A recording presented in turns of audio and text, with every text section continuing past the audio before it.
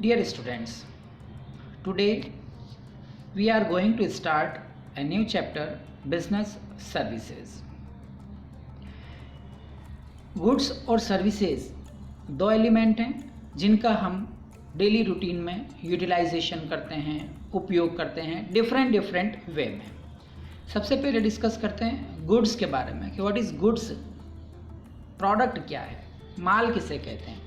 A goods is a physical product capable of being delivered to a purchaser and involves the transfer of ownership from seller to consumer और customer। Goods क्या है? एक physical product है, physical element है जो हमारे पास available है या कंपनी ने जिसे मैन्युफैक्चरिंग किया है उसे उसकी जो ऑनरशिप है वो सेलर से कस्टमर के पास पहुंचती है गुड्स की, और इसके बदले में सेलर या फर्म क्या चार्ज करता है? पैसा चार्ज करता है, मनी चार्ज करता है, और वो फिजिकल प्रोडक्ट कस्टमर को यूज़ करने के लिए, यूटिलाइज करने के लिए देता है। Goods are also generally used to refer to commodities और items of all types. Goods जो वर्ड है इसका यूज़ डिफरेंट टाइप की कमोडिटीज़, आइटम्स के लिए हम यूज़ में लेते हैं, प्रोडक्ट के लिए यूज़ में लेते हैं और उसे अपन गुड्स कहते हैं, माल कहते हैं। एक्सेप्ट सर्विसेज, पर यहाँ पर हम सर्विसेज को शामिल नहीं करते हैं, जैसा कि हमने सर्विसेज के बारे में डिस्कस किया था फर्स्ट चैप्टर में, ऑक्सिलरी टू ट्रेड और ट्रेड। क्योंकि जब गुड्स मैन्युफैक्चरिंग होता है तो फर्म से लेकर, मैन्युफैक्चरिंग फर्म से लेकर कस्टमर तक पहुंचता है और कस्टमर उसका यूटिलाइज करता है, तब तक इसके अलावा भी ऐसी लॉट ऑफ सर्विसेज हैं जिसे हम यूज़ करते हैं एज ए कस्टमर। तो हम सर्विसेज की बात करते हैं कि सर्विसेज का नेचर कैसा होता है। Nature of services, there are 5 basic features of services. For services के से रिलेटेड 5 फीचर्स हैं। First, intangibility. Services are intangible. Services क्या होती हैं? अमूर्त होती हैं, दिखाई नहीं देती हैं, इंटेंजिबल होती हैं। The can not be touched, और अपन इसे क्या नहीं कर सकते हैं, सर्विसेज को हम टच नहीं कर सकते हैं। जो सेवाएं, सर्विसेज हम यूटिलाइज करते हैं, उपयोग में लेते हैं as a product, as a goods, उसे हम टच नहीं कर सकते हैं। They are experimental in nature. ये स्वभावतः कैसी होती हैं? उपयोग में लाई जा सकती हैं, प्रयोग में लाई जा सकती हैं। फॉर एग्जाम्पल बात करते हैं, one can not test a doctor's treatment. एक व्यक्ति डॉक्टर के थ्रू दी गई सर्विसेज को टेस्ट करके नहीं बता सकता है कि वो सर्विसेज कैसी थी। और टच एंटरटेनमेंट, हम टेलीविज़न देखने जाते हैं, मूवी देखने जाते हैं, तो हम वहाँ पर अपना एक्सपीरियंस बता सकते हैं, उसे फील कर सकते हैं, पर टच नहीं कर सकते हैं। One can only experience it. एक व्यक्ति केवल सर्विसेज को फील कर सकता है, महसूस कर सकता है, टच नहीं कर सकता है। इसीलिए सर्विसेज को क्या कहा गया है? इंटेंजिबल या इंटेंजिबिलिटी, अमूर्त होना, अदृश्य होना, दिखाई नहीं देना। इनकंसिस्टेंसी, लगातार या निरंतरता। Services have to be performed each time according to the demand. Service हर बार जब भी उसकी डिमांड होती है न्यूली दी जाती है, and expectations of each customer, और अलग अलग कस्टमर की डिमांड के अकॉर्डिंग अलग अलग सर्विसेज अवेलेबल की जाती है सर्विस प्रोवाइडर द्वारा। Some services, same services may be provided differently by different service providers from it। अलग अलग प्रोवाइडर, सर्विस प्रोवाइडर्स के थ्रू एक ही सर्विस डिफरेंट वे में प्रोवाइड की जा सकती है। For example, the banking services nationalised bank are quite different from the banking services provided by private sector और फॉरेन बैंक। जो बैंकिंग सर्विसेज हैं वो नेशनल बैंक के थ्रू कुछ अलग तरीके से प्रोवाइड की जा सकती है, और प्राइवेट सेक्टर और पब्लिक सेक्टर और फॉरेन बैंक के थ्रू अलग अलग तरीके से प्रोवाइड की जा सकती है। यानी हम ये कह सकते हैं कि एक समानता, एक रूपता नहीं होती है किसके अंदर? सर्विसेज के अंदर। अलग अलग सिचुएशन में अलग अलग तरीके से अलग अलग सर्विस प्रोवाइडर डिफरेंट टाइप से सर्विस प्रोवाइड करवाता है कंज्यूमर की डिमांड के according. The service can not be separated from the provider of services. जो सर्विस प्रोवाइड करने वाला पर्सन होता है उससे उसकी सर्विस को अलग नहीं किया जा सकता है। These are produced and consumed at the same place only.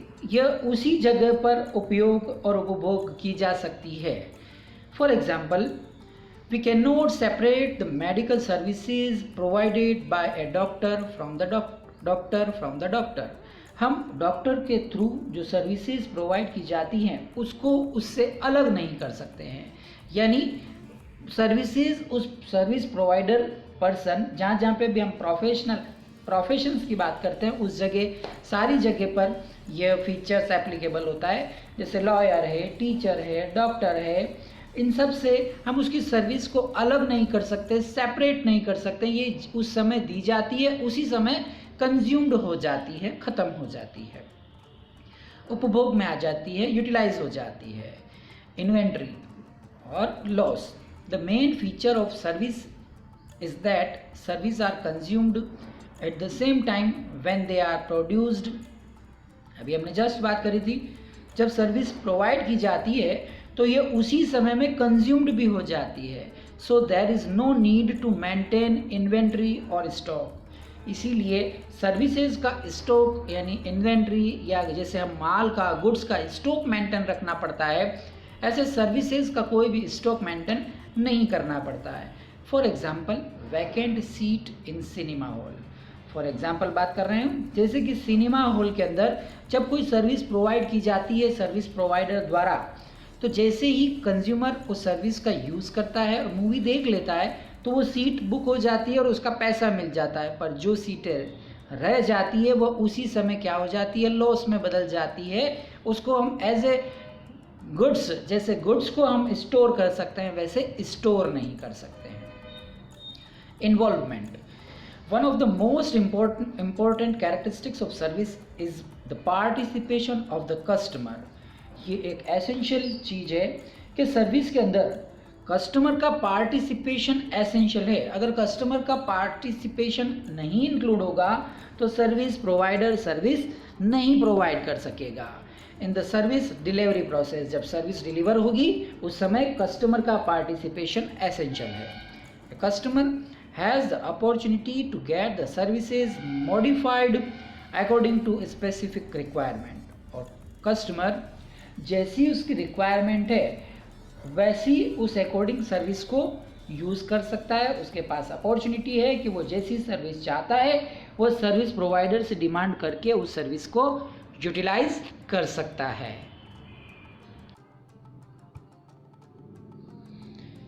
Various categories of business services. ऐसी कौन कौन सी सर्विसेज हैं जो बिजनेस के अंदर अवेलेबल हैं, उनकी बात करते हैं। First, banking, insurance, postal and telecom services. ये 3 टाइप की सर्विसेज बिजनेस के अंदर इंक्लूड हैं। हम 1 बाय 1 डिस्कस करेंगे। सबसे पहले डिस्कस करते हैं बैंकिंग सर्विसेज की, कि बैंक हमें कौन कौन सी सर्विसेज प्रोवाइड करवाता है। उससे पहले बात करते हैं बैंक है क्या। तो bank is an institution which attracts money on deposits for the purpose of being lent to industry or trade। Bank क्या करता है, मनी डिपॉजिट के लिए जनरल कस्टमर्स को, पीपल्स को अट्रैक्ट करता है और कस्टमर से, लोगों से, पीपल से जो मनी रिसीव्ड होता है उसे इंडस्ट्रीज़ को और बिजनेसमैन को, बड़े बड़े बिजनेसमैन को उधार पर देता है। Bankers are not merely money lenders. Bankers को अपन साहूकार नहीं कह सकते हैं। A bank lends what it borrows from others. Bank क्या करता है, उधार कौन सा देता है, जो बैंक लोगों से उधार लेता है, दूसरों से उधार लेता है, वो वापस से लोगों को उधार देकर उसके बीच में इंटरेस्ट चार्ज करता है। A bank is buyer and seller of money. इसलिए अपन क्या कह सकते हैं कि बैंक मनी का बायर भी है और सेलर भी है। A bank earns a margin of profit by lending money which it borrows. Bank जो पैसा उधार लिया है उसे वापस से देकर बिजनेसमैन को, इंडस्ट्रीज़ को देकर उसके बीच में एक मार्जिन ऑफ प्रॉफिट गेन करता है। बात करते हैं बैंक अकाउंट्स की, कि एक बैंक के अंदर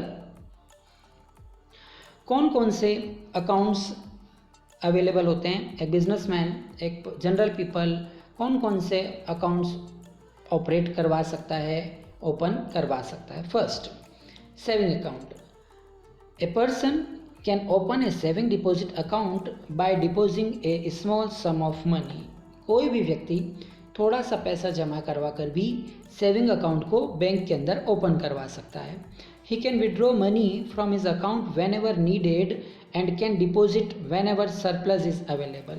और जब भी पर्सन चाहता है अपने बैंक अकाउंट से पैसे निकाल सकता है, और जब भी उसके पास सरप्लस पैसा, ज़्यादा पैसा होगा तो वो बैंक के अंदर जमा भी करा सकता है।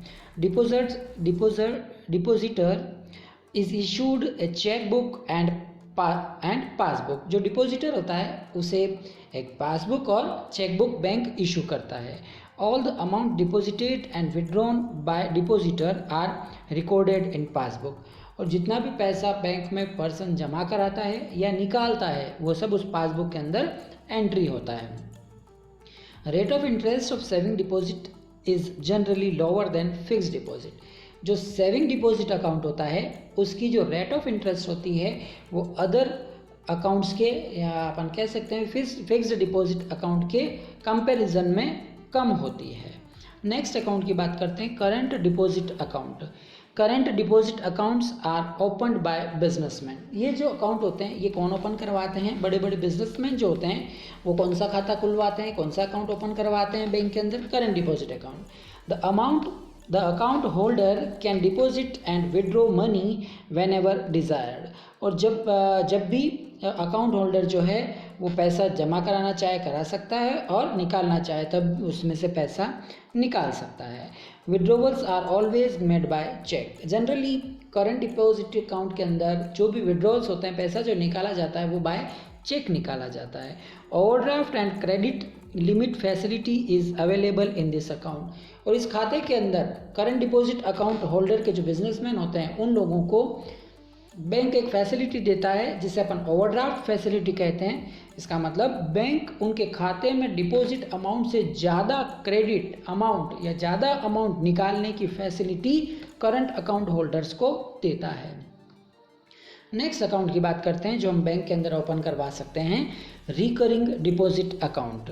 ए depositor can deposit a fixed amount says ₹100 every month for a fixed period. एक पर्सन मंथली एक फिक्स्ड अमाउंट करवा लेता है जो वो बैंक में रेगुलरली जमा करवाता है। जैसे सपोज करो 100 रुपये, 500 रुपये, 1000 रुपये, 1000 रुपीज़, ऐसे पैसे वो हर मंथ जमा कराता है जो कि उसे फिक्स्ड है, हर मंथ जमा कराने हैं। The amount together with interest is repaid on maturity. और ये जो अमाउंट उसने मंथली जमा कराया है उसका सारा पैसा विथ इंटरेस्ट उसे मैच्योरिटी डेट पर बैंक वापस रिटर्न कर देता है। The rate of interest on recurring deposit is higher than that on saving account. Saving account के कंपैरिजन में रिकरिंग डिपॉजिट अकाउंट की जो रेट ऑफ इंटरेस्ट होती है वो क्या होती है? हाई होती है। नेक्स्ट अकाउंट जो बैंक में ओपन कराया जा सकता है, fixed deposit account. A fixed deposit is repayable after expiry of the specific period. ये जिसे हम FD कहते हैं, ये क्या है? एक फिक्स्ड पर्टिकुलर समय होता है, डेट होती है, उसके कंप्लीट होने के बाद में वापस से बैंक विद इंटरेस्ट रीपे कर देता है इस अमाउंट को। इसमें अधिकतर मैक्सिमम क्या होता है, पर्सन क्या करता है, lump sum amount as a FD जमा कराता है 5 ईयर 10 ईयर, और वो मैच्योरिटी डेट होने पर उसे विद इंटरेस्ट वो पैसा वापस मिल जाता है। द पीरियड में varying from 6 month to 5 year, 6 महीने से लेकर 5 साल तक के लिए FD करवाई जा सकती है। फिर बात करते हैं multiple option deposit account. This account offer multiple option to depositors. ये जो अकाउंट है इसके ऊपर जो पर्सन है उसे मल्टीपल ऑप्शंस मिल जाते हैं इस अकाउंट के अंदर। This account can be combination with saving और करंट अकाउंट। इस अकाउंट पर सेविंग अकाउंट और करंट अकाउंट दोनों की फैसिलिटी कॉम्बिनेशन होता है जो कि पर्सन को मिल जाता है या अकाउंट होल्डर को ये बेनिफिट मिलता है। In this account the depositor can enjoy the liquidity of saving and current. जो लिक्विडिटी होती है सेविंग अकाउंट के अंदर कि जब पर्सन चाहे जब पैसा निकाल सके और जब पैसा जमा कराना हो तब जमा करा सके, ये जो लिक्विडिटी का बेनिफिट है सेविंग अकाउंट का ये भी उसे मिल जाता है, as well as current account and rate of interest of fixed deposit account. और उसे करंट अकाउंट में जो फिक्स्ड रेट ऑफ इंटरेस्ट जो हाई होती है उस फिक्स्ड एफडी वाली जो रेट है उसके लमसम रेट भी उसे इंटरेस्ट के रूप में मिल जाती है। तो दो बेनिफिट एक साथ मिल जाते हैं मल्टीपल ऑप्शन डिपॉजिट अकाउंट पे। अब बात करते हैं बैंक कौन कौन सी टाइप के एडवांस अवेलेबल करवाता है कंज्यूमर्स को, कस्टमर्स को और अदर्स को। फर्स्ट सबसे पहले ओवरड्राफ्ट। तो अभी हमने पहले बात करी थी कि बैंक जब अपने अकाउंट होल्डर को ज़्यादा पैसे, अकाउंट में जितने पैसे जमा है उससे ज़्यादा पैसे निकालने की फैसिलिटी देता है तो उसे अपन ओवरड्राफ्ट कहते हैं। Under this arrangement, a customer having current account is allowed to withdraw more than the balance in his account। यह जो फैसिलिटी है ये करंट अकाउंट होल्डर को मिलती है और इसके अंदर उसके अकाउंट में जितने पैसे जमा हैं या जितना बैलेंस है उससे ज़्यादा पैसे निकालने की फैसिलिटी बैंक उसे देता है। He can overdraw up to a specific limit and for an agreed period. और ये जो फैसिलिटी है उसे ज़्यादा अमाउंट निकालने की, विड्रॉ करने की, ये एक फिक्स्ड लिमिट तक का ही अमाउंट निकाल सकता है वो, प्लस उसे यह एक फिक्स्ड टाइम पीरियड तक के लिए ही निकालने की फैसिलिटी है या फिक्स टाइम पीरियड के अंदर उसे वो अमाउंट वापस रीपे करना होगा, जमा कराना होगा। Cash credit. Under this arrangement the borrower is allowed to withdraw up to certain limit against security. इस कैश क्रेडिट के अंदर एज सिक्योरिटी रखकर कोई भी मॉर्गेज रखकर पर्सन को कैश पैसे निकालने की फैसिलिटी बैंक देता है as a loan. Short term, medium term, long term loan. A loan is lump sum advance repayable on expiry of a specific period. Loan एक प्रकार का लमसम अमाउंट है जो बैंक द्वारा दिया जाता है। इट मे बी सिक्योर्ड और अनसिक्योर्ड। यह सिक्योर्ड भी हो सकता है और अनसिक्योर्ड भी हो सकता है, मतलब इसके अगेंस्ट में कुछ मॉर्गेज रखना भी पड़ सकता है, अदर मॉर्गेज भी बिना मॉर्गेज के भी हो सकता है। The loan may be paid back by the borrower in instalment. और ये जो पैसा है इसका जो लमसम अमाउंट कस्टमर ने लिया है, अकाउंट होल्डर ने लिया है, वो उसे मंथली क्या करता है, किस इंस्टॉलमेंट पे करता है और धीरे धीरे विथ इंटरेस्ट उसे रीपे करता है। Some important services provided by bank. इसके अलावा अदर सर्विसेज और भी हैं जो बैंक प्रोवाइड करवाता है, उनकी बात करते हैं। First, bank draft. बैंक अपने अकाउंट होल्डर्स को, कस्टमर्स को बैंक ड्राफ्ट की फैसिलिटी देता है जिसके अंदर जिस पर्सन के नाम पर ड्राफ्ट लिखा होता है दूसरे बैंक को बैंक ये ऑथराइज करता है कि उस पर्सन के खाते के अंदर एक पैसा ट्रांसफ़र कर दिया जाए। This is a check drawn by one bank against funds deposited into its account at another bank. यह एक प्रकार का चेक है जो दूसरे बैंक पर लिखा गया है, जिसके अंदर जो अकाउंट होल्डर है या जिसके नाम पर वो ड्राफ्ट लिखा गया है उसके अकाउंट के अंदर मनी डिपॉजिट करने के लिए कहा जाता है अनदर बैंक के अंदर। Authorizing the second bank to make payment to the individuals whose name is written of the draft। जिसके नाम पर ड्राफ्ट लिखा गया है उसे पेमेंट करने के लिए कहा जाता है। It is a financial instrument through which money can be remitted from one person to another person। ये एक प्रकार का इंस्ट्रूमेंट है जिसके अंदर एक पर्सन के खाते से दूसरे पर्सन के खाते के अंदर पैसा भेजने का काम किया जाता है। A bank draft can be obtained from a bank after depositing the required amount in the bank। Bank draft कब मिलता है, जब बैंक को पैसा जमा कराया जाता है तो उसके अगेंस्ट में पर्सन बैंक ड्राफ्ट बनवा सकता है जितना पैसा उसे अदर बैंक अकाउंट होल्डर के अकाउंट में ट्रांसफ़र करना है। The bank also charge some commission for issuing bank draft. और बैंक ड्राफ्ट जब बैंक बनाता है तो इसके अगेंस्ट में कुछ कमीशन चार्ज करता है। Bankers cheque. या pay order. This is a document which instruct the bank to pay certain sum to pay third party। ये एक प्रकार का डॉक्यूमेंट है जिसके अंदर इंस्ट्रक्शन देता है बैंक किसी थर्ड पार्टी को पेमेंट करने के लिए। Such order are normally acknowledged by the bank which provides a guarantee that the payment will be made. एक प्रकार से ये एक प्रकार की गारंटी हो गई जिसके अंदर पेमेंट देने के लिए बैंक गारंटी दे रहा है। Such order it is a kind of bank draft which is payable with in the town. यूँ भी कह सकते हैं एक प्रकार से ये बैंक ड्राफ्ट जो हमने अभी ऊपर पढ़ा उसी से सिमिलर होता है, पर ये किसी पर्टिकुलर टाउन के अंदर ही होता है, इसलिए इसे अपन क्या कहते हैं, लोकल बैंक ड्राफ्ट भी कहते हैं। This is a document which instruct the bank to pay a certain sum to pay third party.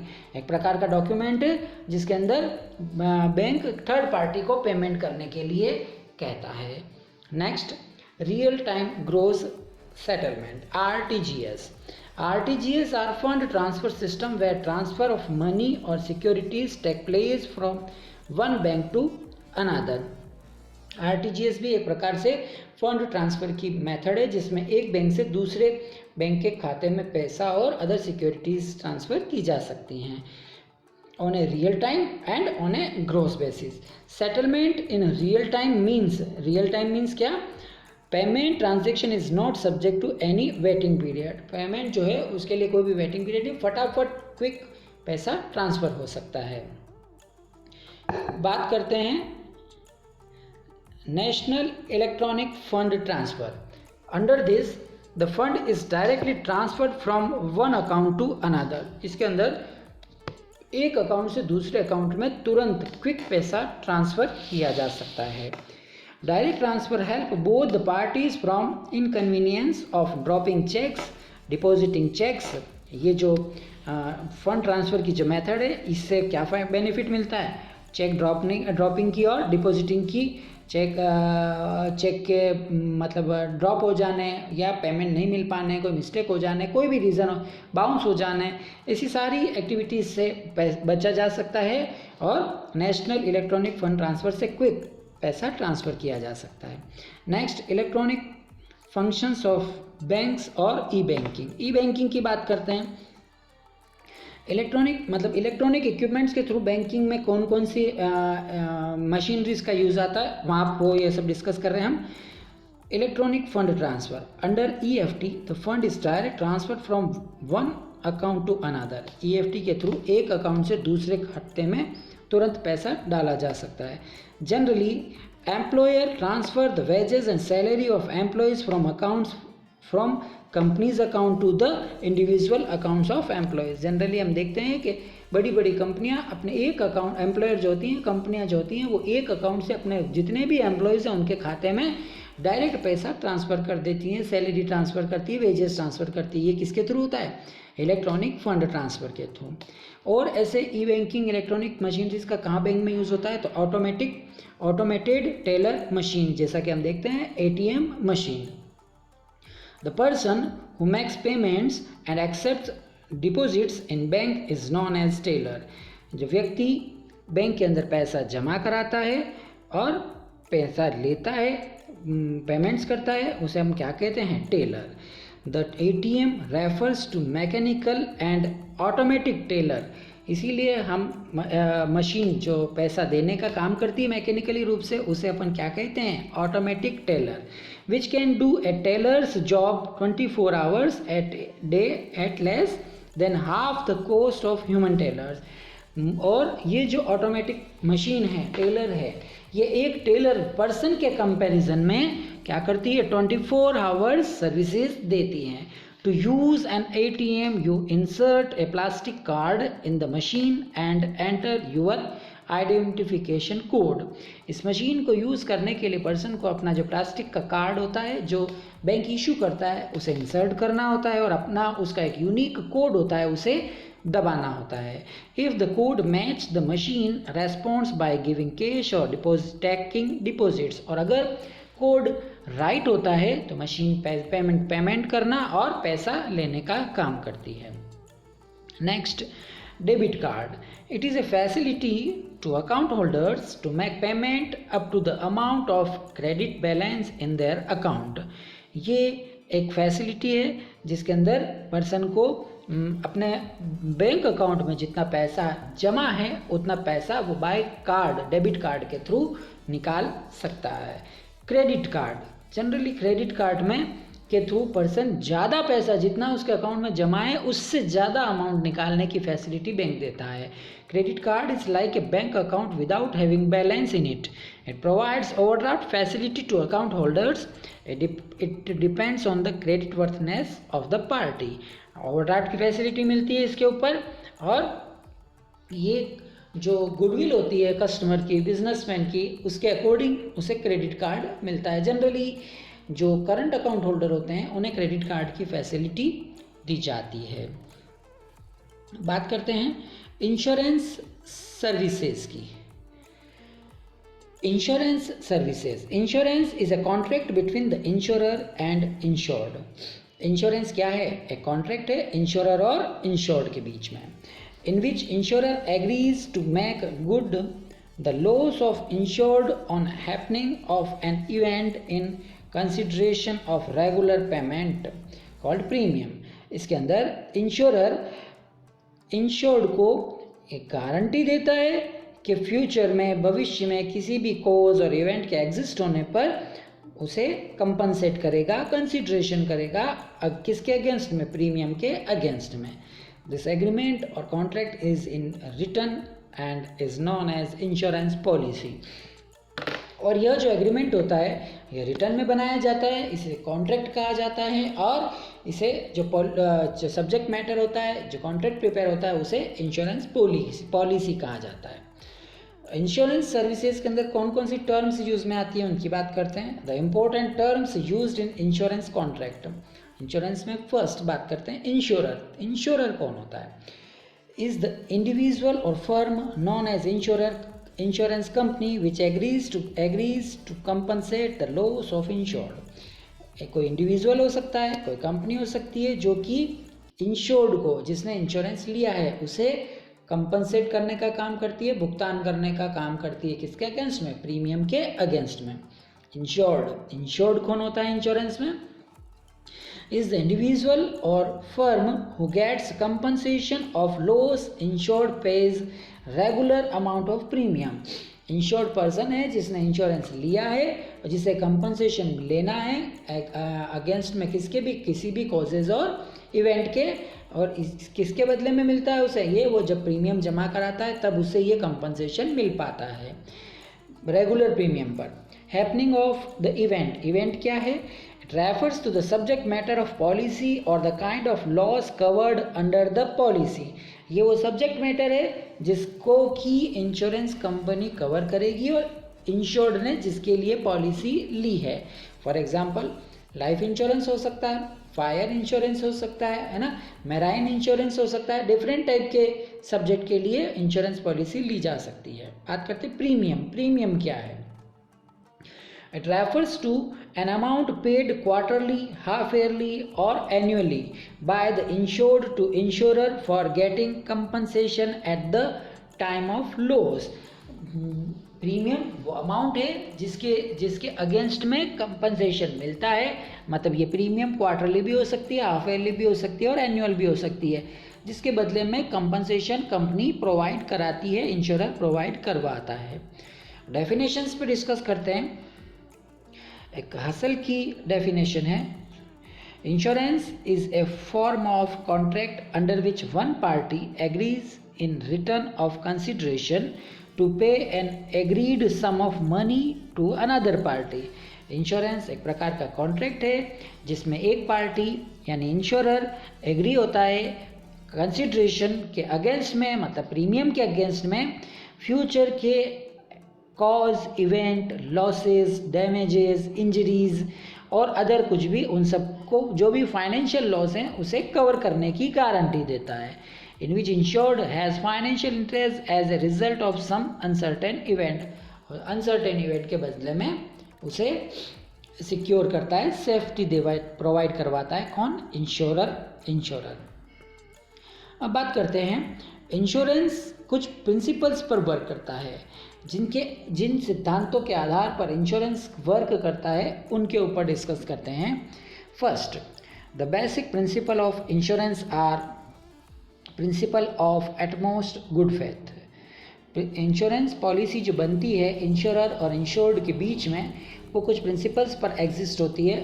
First principle of utmost good faith, मतलब दोनों के भरोसे पर इंश्योरेंस डिपेंड होता है, यानी भरोसे होना चाहिए दोनों को एक दूसरे पर, और फ्रॉड इंक्लूड नहीं होना चाहिए।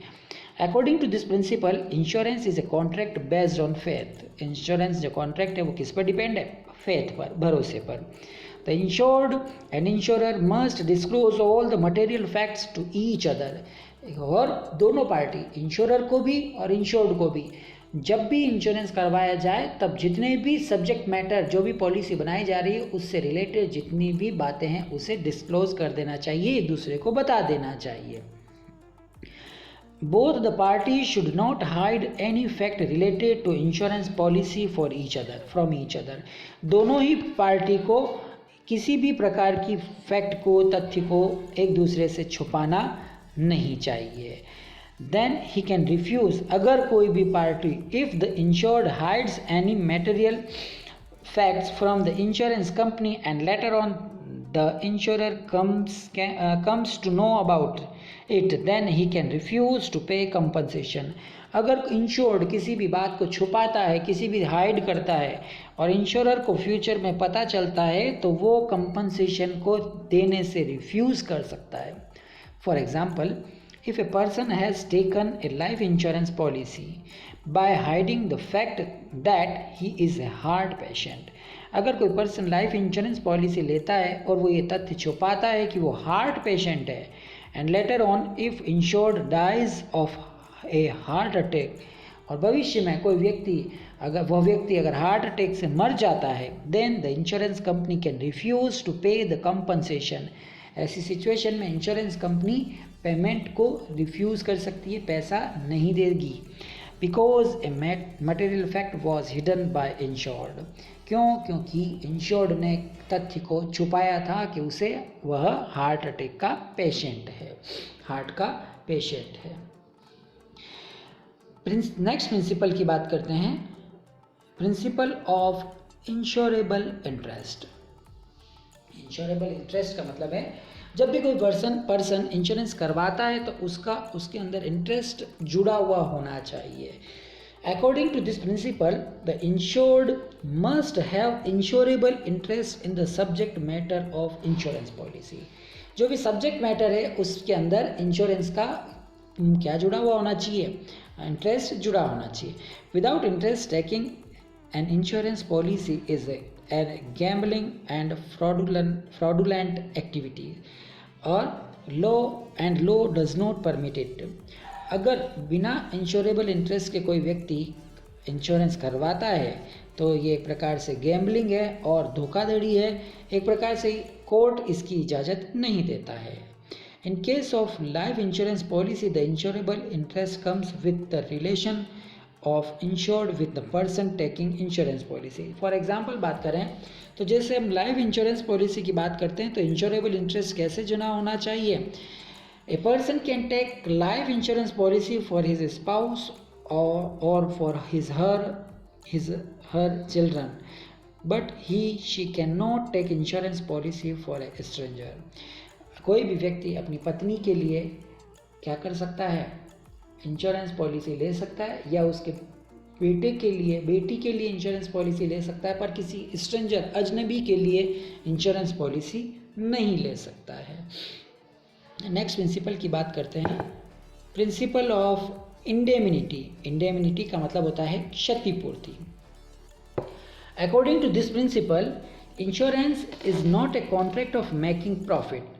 इस प्रिंसिपल के अकॉर्डिंग एक बात हमारे सामने आती है कि इंश्योरेंस कभी भी प्रॉफिट के लिए नहीं किया जाता। The purpose of insurance is to bring back the insured in the same financial position as he was before the loss. Insurance इसलिए होता है कि पर्सन को अगर कोई लॉस होता है तो उसे कवर किया जाए और उसे जो पहली उसकी पोजीशन थी उसी में वापस लाया जाए। For example, a person insured his factory for 2 lakh against fire. एक पर्सन ने 2 लाख का इंश्योरेंस करवा रखा था अपनी फैक्ट्री का।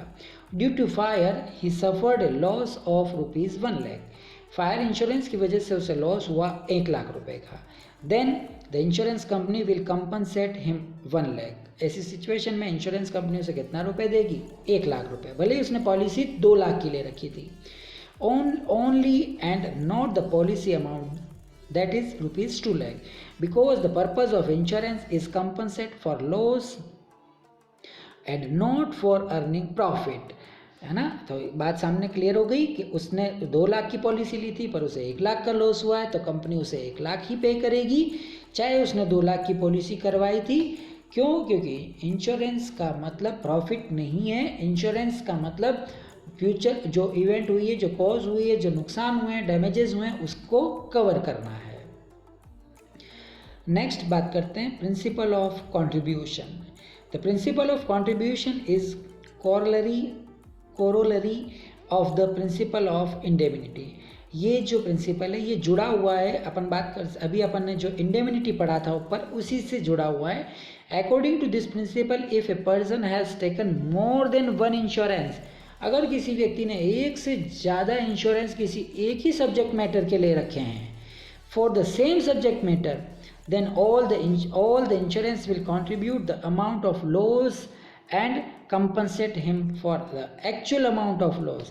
ऐसी सिचुएशन में मान लेते किसी व्यक्ति का कोई मकान है, उसने एक ही सब्जेक्ट मैटर के लिए एक से ज़्यादा लोगों से पॉलिसी ले रखी है, तो ऐसी सिचुएशन में भी सारे जितने भी इंश्योरर हैं वो सब जने मिलकर उसके जो डैमेजेस हैं, लॉसेज हैं, उसको कवर करेंगे। ऐसा नहीं होगा कि सब जने सेपरेटली उसको कंपनसेट करेंगे।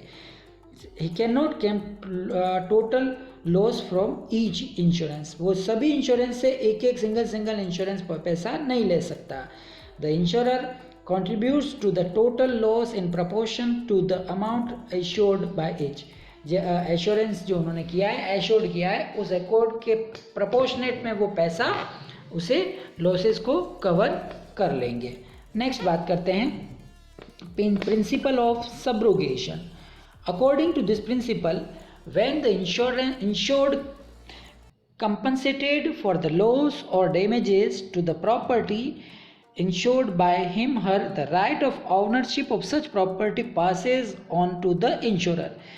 सब्रोगेशन के अकॉर्डिंग जब एक बार इंश्योरर या इंश्योरेंस कंपनी लॉसेस और डैमेजेस और रिस्क को कवर कर देती है, प्रॉपर्टी का पैसा दे देती है इंश्योरेंस का, उसके बाद में जो भी प्रॉपर्टी है उसका जो ऑनरशिप है वो किसको ट्रांसफ़र हो जाती है? इंश्योरर को। This is also a corollary to principle of indemnity. ये भी इंडेमिनिटी से जुड़ा हुआ है, because once the compensation is given later on, if insured realize some money by sale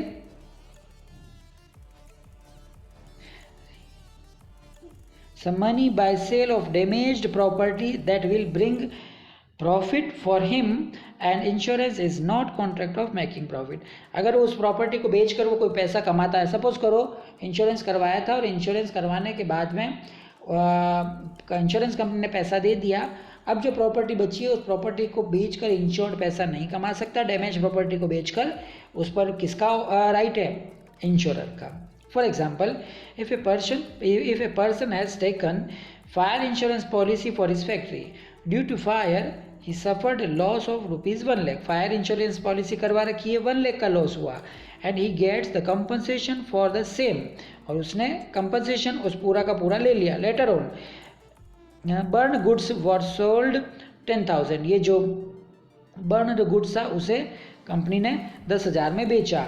these 10,000 will be kept in insurance company and not by insured, because insured has already got full compensation for the loss.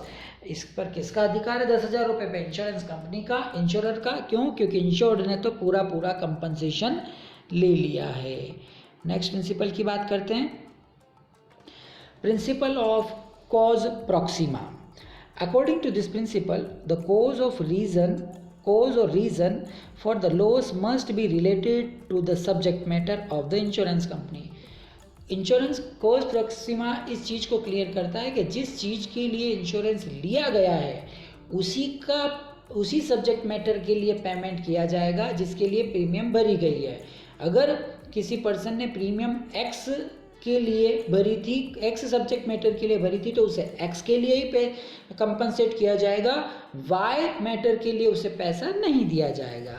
Discuss करते हैं related to the subject matter of the insurance contract. If loss is due to some other cause, then the insurer can deny to pay the compensation. ऐसी situation में उसे पैसा नहीं मिलेगा अगर other चीज़ के लिए लॉस हुआ। For example, if a person has taken marine insurance policy for sending the wheat bags and on the way if a rate is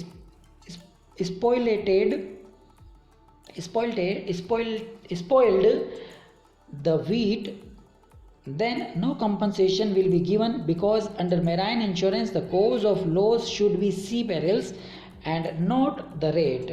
अगर कोई पर्सन ने मेराइन इंश्योरेंस ले रखा है और शिप पर गुड्स को लोड किया है और अगर स्पॉइल्ड हो जाता है उसका गुड्स, वीट बोरियां जो हैं वो चूहों के द्वारा खा ली जाती हैं तो उसे पैसा नहीं मिलेगा। But if the rate max a hole in the ship through which water enter and spoil the wheat bags, the compensation will be given because the loss of wheat is due to sea water. और हाँ, पर अगर boat को rate की वजह से rate अगर whole कर देते हैं शिप के अंदर और उसकी वजह से शिप में पानी भरा जाता है तो फिर ऐसी सिचुएशन में उसे कंपनसेशन मिलेगा। बात क्लियर है कि जिस सब्जेक्ट मैटर के लिए इंश्योरेंस लिया जाता है उसी से रिलेटेड कंपनसेशन कंपनी प्रोवाइड करवाती है। Last principle of mitigation of the loss. According to this principle the insured must take care of his property.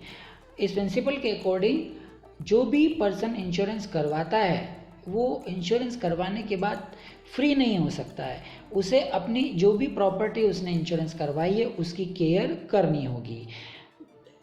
और subject matter of insurance in the same way as the would take care without taking the insurance policy. उसे इसी प्रकार से उसकी take care करनी होगी जैसा कि उसने इंश्योरेंस पॉलिसी नहीं ली थी उसके पहले वो अपनी सब्जेक्ट के एलिमेंट की टेक केयर करता था। The insured should not become careless of his property. वह अपनी प्रॉपर्टी के लिए केयरलेस नहीं हो सकता है। After taking insurance policy it is the duty of the insured to make a reasonable efforts and take all available precautions to save the insured property. Insured की ये लाइबिलिटी है कि वो अपने जो प्रॉपर्टी है उसकी पूरी सावधानी रखे और उसको बचाने के लिए, उसे टेक केयर करने के लिए जो भी एफर्ट्स लगा सकता है वो उसे के लिए लगाए। For example, if a person has taken fire insurance policy, a person fire insurance policy ले रखी है for his house and when fire breaks out he should take all the measure to stop the fire and minimize the loss rather than watching the fire. Person ने fire insurance policy ले रखी है, अगर कोई fire breaks हो जाते हैं और शॉर्ट आउट हो जाता है जिसकी वजह से लॉसेज हो रहे हैं और वो रोक सकता था, एफर्ट्स लगा सकता था, उसे बचा सकता था, तो he will get compensate from the insurance company. तो ऐसी सिचुएशन में अगर वो उसे रोक सकता है तो उसे बचा सकता है, तो उसे बचाना होगा। ऐसा नहीं हो सकता है कि उसने इंश्योरेंस पॉलिसी ले रखी हो तो वो उसके लिए केयरलेस हो जाए।